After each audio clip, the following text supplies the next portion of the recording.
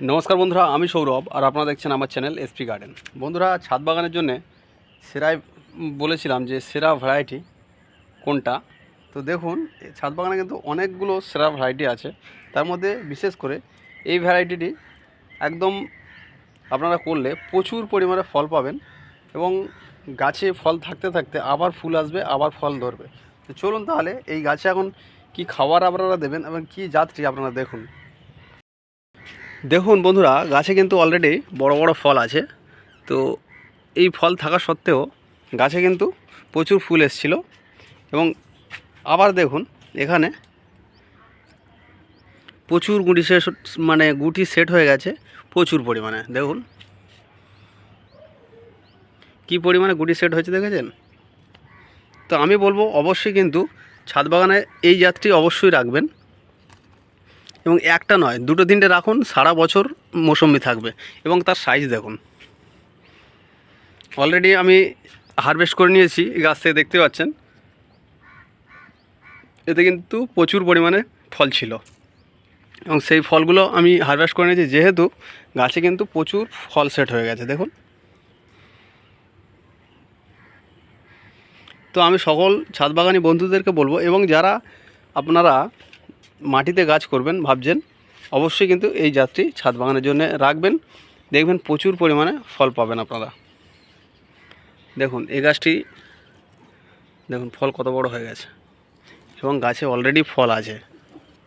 এই ফলটি দেখে আপনারা চিনতে পারছেন, দেখুন মুখটি ছুঁচলো, কিন্তু এর বেশি ফল ধরলে সেই গাছে ফল আবার গোল হয়। অনেকে বাউথিরি মালটা বলে, অনেকে আবার ভিয়েতনামি মালটা বলে।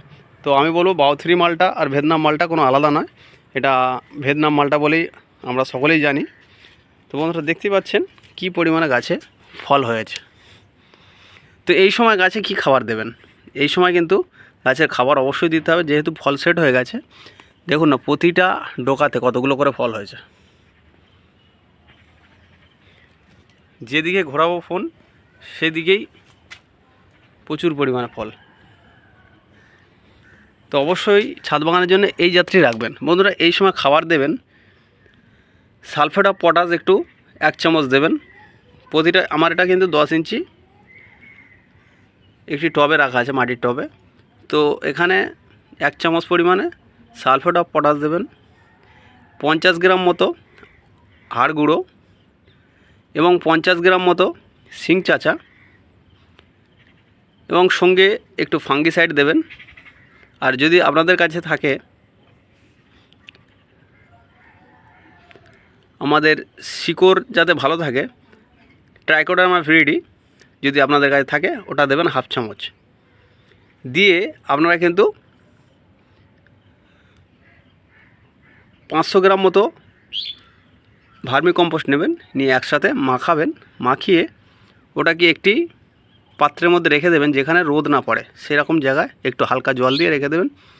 1 সপ্তাহ পরে এই গাছে খাবার দিয়ে দেবেন। দেখবেন এই গাছে যত মানে ফলগুলো হয়েছে, এই ফলগুলো কিন্তু বড় হবে আস্তে আস্তে এবং যা ঝরার গাছ যতটা ক্ষমতা ততটাই নেবে, ওর থেকে বেশি কিন্তু ফল গাছে রাখবে না, আপনি যতই যাই করেন। কিন্তু এই ফলগুলোকে ঠিকঠাক বড় করতে গেলে যে খাবারের প্রয়োজন, সেই খাবারগুলো কিন্তু আমাদেরকে দিয়ে যেতে হবে। তো এই খাবারগুলো কিন্তু বন্ধুরা অবশ্যই দেবেন এবং পারলে আপনারা কিন্তু একটু ক্যালসিয়াম গাছে দেবেন।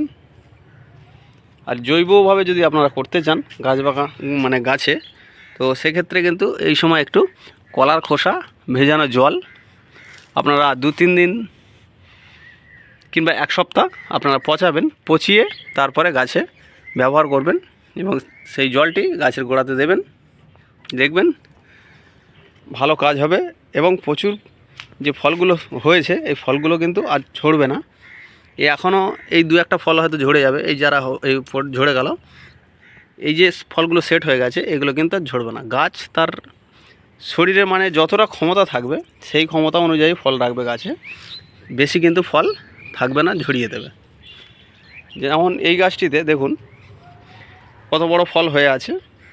এই গাছে কিন্তু প্রচুর ফুল এসেছিলো, তারপরে এই ফলটি সেট হয়েছে। আর ওই গাছে আমি প্রচুর পরিমাণে ফল ছিল, সেই ফলগুলো আগে থেকে আমি যখনই ফুল এসেছিলো আমি হারভেস্ট করে নিয়েছি। ওই কারণে গাছে কিন্তু এই সময় যাদের গাছে ফল আছে, যাদের গাছে ফুল এবং ফল সেট হচ্ছে, তারা কিন্তু পুরনো ফলগুলো যেগুলো বড় হয়ে গেছে সেই ফলগুলো চেষ্টা করবেন গাছ থেকে পেড়ে নিতে। কারণ গাছে ফল থাকা অবস্থায় যদি ফল হয়, সেক্ষেত্রে গাছে কিন্তু ফল যথেষ্টই ফল ঝরে যাবে, ফলগুলো দাঁড়াবে না। দেখুন, ভিয়েতনামের কিন্তু একটা গুণ আছে যে থোকায় থোকায় ধরে, এই গুণটা কিন্তু খুব ভালো। দেখতে পাচ্ছেন দুটো ফল একসাথে কত বড় হয়ে গেছে। তো আমি সকল বন্ধুদেরকে বলবো এই জাতটি কিন্তু ছাদ বাগানে অবশ্যই রাখবেন। আর ছাদ বাগানের কিন্তু একটা ছাড়া দুটো অবশ্যই রাখুন। আর আমি বলবো বন্ধুরা, এই জাতটি আপনারা করবেন না, আমার ভালো লাগেনি, একদম ফালতু একটা লেবু। আমি কিনে ঠকে গেছি, আগে জানলা কিনতাম না, ছাদ বাগান রেখেছি, থাকবে, কিন্তু আমি এর টবও চেঞ্জ করব না, এই টবেই থাকবে। গাছটি তো আর মেরে দিতে পারবো না, এই ছাদেই থাকবে, এই টবেই থাকবে, জাস্ট মাঝে মাঝে খাবার দেওয়া হয় গাছে। তো এই জাতটি আপনারা রাখবেন না।